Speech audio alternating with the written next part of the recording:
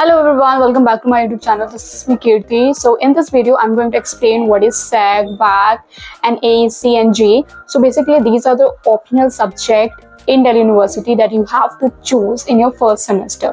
And आपने orientation में भी words सुने होंगे SAG, BAC, J, AEC. So बहुत सारे बच्चे confused थे. So I decided to make this video. So watch this video till the end. And अगर आपने अभी तक मेरा YouTube चैनल सब्सक्राइब नहीं किया तो प्लीज सब्सक्राइब कर लो क्योंकि बहुत सारे रिलेटेबल एंड हेल्पफुल कंटेंट इसी चैनल पर मिलेंगे. So number 1 is GE. GE का मतलब होता है जर्नल इलेक्टिव सब्जेक्ट. ये भी ऑप्शनल सब्जेक्ट होता है और आपको एक सब्जेक्ट चूज करना होता है.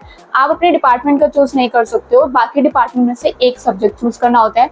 एंड अगर आपने 7th सेमेस्टर सेम डिपार्टमेंट का सब्जेक्ट पढ़ा है तो आपको उसमें माइनर डिग्री मिल सकती है. फॉर एग्जाम्पल, अगर मैं ऑनर्स के स्टूडेंट हूँ और मैंने अपना जो 7th सेमेस्टर था 7 सेमेस्टर तक मैंने कॉमर्स का जी चूज किया है so that I will get a minor degree in commerce and major degree in economics. So जी का मतलब होता है जनरल इलेक्टिव जो कि आपको चूज करने होते हैं other than your departments subject. और काफ़ी स्कोरिंग होता है, काफ़ी इंटरेस्टिंग सब्जेक्ट्स होते हैं. इतना डिफिकल्ट नहीं होता है जैसे आपका मेजर सब्जेक्ट है उससे बहुत अलग होता है. नंबर 2 इज AEC जिसका मतलब होता है एबिलिटी एनहांसमेंट कोर्स, जिसमें आप कोई भी लैंग्वेजेस को चूज कर सकते हो जिसमें आपका इंटरेस्ट है और आपको पढ़ना है. आप इंग्लिश को चूज नहीं कर सकते हो और जितने भी लैंग्वेजेस हैं उनके भी खुद के सेक्शंस होते हैं. फॉर एग्जांपल हिंदी, अगर आप हिंदी में सेक्शन ए में हो अगर जाना चाहते हो तो वो वही बच्चे जा सकते हैं जिन्होंने हिंदी को 12th तक पढ़ा है. Section B for those students who have studied Hindi till 10th class, and Section C are for those students who have studied Hindi till 8th class. AEC का सब्जेक्ट बहुत ज़्यादा ईजी है क्योंकि लैंग्वेजेस भी होते हैं जिसमें आप पढ़ चुके होते हो और आपको इंटरेस्ट भी होता है तो बहुत ज़्यादा स्कोरिंग है. आप इसमें फुल मार्क्स स्कोर कर सकते हो, आप इसमें फुल ग्रेड स्कोर कर सकते हो. और मोस्ट प्रोबेबली सैटरडे को क्लास होती है और मोस्ट प्रोबेबली मतलब मोस्ट ऑफ द कॉलेज में सैटरडे ही क्लास होती है और काफ़ी ईजी है. तो अगर आप अच्छे से पढ़ोगे और फोकस के साथ आप अच्छे से स्कोर कर सकते हो. Number 3 is back. बैक का मतलब होता है वैल्यू एडेड कोर्स जो कि आपकी लाइफ में बेसिकली वैल्यू ऐड करता है, आपके स्किल्स को इम्प्रूव करता है. जैसे बहुत सारे सब्जेक्ट्स होते हैं जैसे digital empowerment, financial literacy and वैदिक मैथ्स. ऐसे बहुत सारे सब्जेक्ट्स होते हैं जिनकी PDF भी आपको कॉलेज वाले फॉरवर्ड करेंगे. ठीक है, आपका जिसमें इंटरेस्ट है आप वो चूज कर सकते हो. बेसिकली बहुत ज़्यादा स्कोरिंग होता है.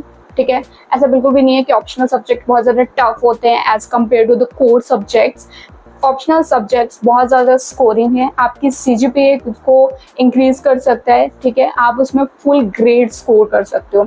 सो value added course is also very easy subject. You can choose any of the subject in the back. बहुत सारे ऑप्शंस होते हैं, मतलब 40+ ऑप्शंस होते हैं.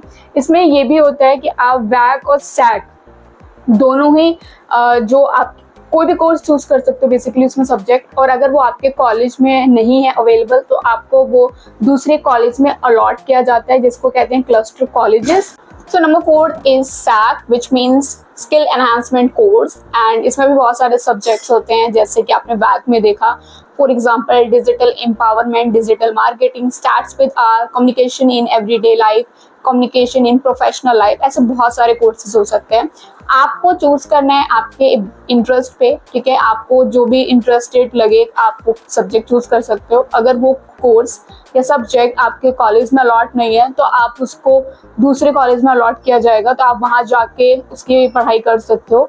एंड ये बाकी ऑप्शनल सब्जेक्ट की तरह भी बहुत ईजी है. मोस्ट प्रोबेबली सैटरडे को क्लास होती है एंड बहुत ही ज़्यादा स्कोरिंग है. ट्रस्ट में गाइस, अगर आप इन सारे ऑप्शनल सब्जेक्ट को थोड़ा सा भी टाइम दोगे ना, अगर आप कोर सब्जेक्ट से भी कम टाइम भी दे रहे हो बट दे रहे हो थोड़ा सा भी टाइम, तो बहुत ज़्यादा स्कोरिंग है. आप full marks full grade score कर सकते हो जो कि आपके जो फाइनल CGPA होंगे उसमें आपको काफ़ी हेल्पफुल होगा. अगर आपके मन में कोई भी डाउट है रिलेटेड टू ऑप्शनल सब्जेक्ट और बाकी कोई भी डाउट है तो आप कमेंट करके क्वेश्चन कर सकते हो. I will try to give reply. And also अगर आपको ये वीडियो अच्छी लगी हो तो आप comment, share, like and subscribe कर सकते हो for more future relatable and helpful content.